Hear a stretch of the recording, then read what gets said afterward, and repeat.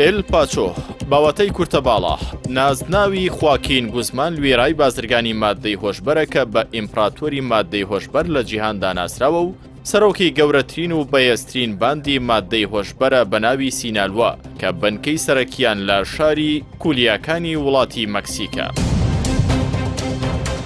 ئێل پاچۆ دوای دەستگیرکردنی لە 17 تەمووزی 2019 لەلایەن دادگایەکی ئەمریکیەوە لە نیویۆرک دادگایکرا کە دادگایکردنەکەی 13 هەفتەی خایاند و لە ئەنجامدا سزای زیندانی هەتا ئەتایی و 30 ساڵی دیکەی بەسەردا سەپێنرا سەرڕای سزای دارایی بە بڕی 12 ملیار و 600 ملیۆن دۆلار.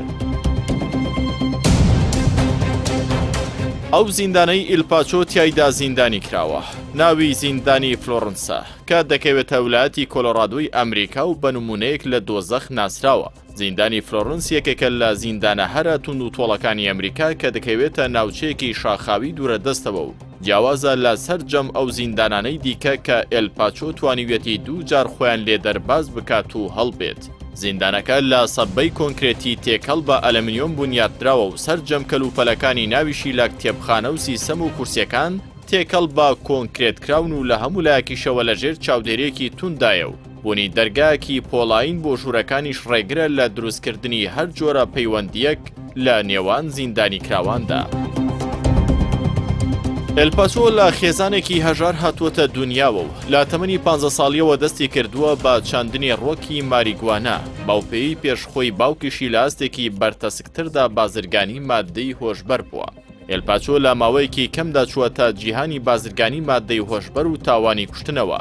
ئێل پاچۆ بەوە ناسراوە بەزەیی بەرامبەر هیچ کەسێک نەنواندووە و هەردزە پێکەرێکی مادەی هۆشبەر لە کاتی خۆی دوا بکەوتایە ڕاستەوخۆ دەیکوشت. باندەکەی ئێل پاچۆ ئێستا لە 5 کیشوەری جیهان چالاکیان هەیە و سەرڕای دیاریکردنی خەڵاتێکی 5 ملیۆن دۆلاری لەلایەن ئەمریکا بۆ پێدانی هەر زانیاریەک لەبارەی ئێل پاچۆ بەڵام تاکو 13 ساڵ دواتر نەتواندرا بدۆزرێتەوە و دەستگیر بکرێت. لەو ماوەیەشدا ئێل پاچۆ توانی لە ئەفسانەیەکی بواری مادە هۆشبەرەکانەوە ببێتە پاڵەوانێکی میلی و باهۆی یارمەتیەکانی بۆ ژاران مەکسیکیەکان ناوی ڕۆبن هودیان لێ نەبوو. باپەی زانیاریەکانی گۆڤاری فۆربس لە ساڵی 2009دا ئێل پاچۆ 701مین کەس بووە لە لیستی دەوڵەمەندترین پیاوەکانی جیهان و باپەی فەرمانگەی ڕوبەڕووبوونەوەی مادە هۆشبەرەکانی ئەمریکا ئێل پاچۆ گەورەترین دزەپێکەری مادەی هۆشبەر بووە بۆ ئەمریکا بە درێژایی سەردەمەکان. ئێل پاچۆ لە سیاوسەر بووەتە خاوەنی 11 منداڵ کە یەکێک لە کوڕەکانی بەناوی ئۆیفی دۆ گۆزمانە کە بە ئیلڕاتۆن واتە مشک ناسراوە. ڕۆژی پێنجشەمەی ڕابردوو لە ئاڵمەتێکی سەربازی حکوومەتی مەکسیکدا دەستگیر کرا کە لە پرۆسەی دەستگیرکردنەکەیدا 10 سەرباز و 29 ئەندامی باندی سینالوە کوژراون.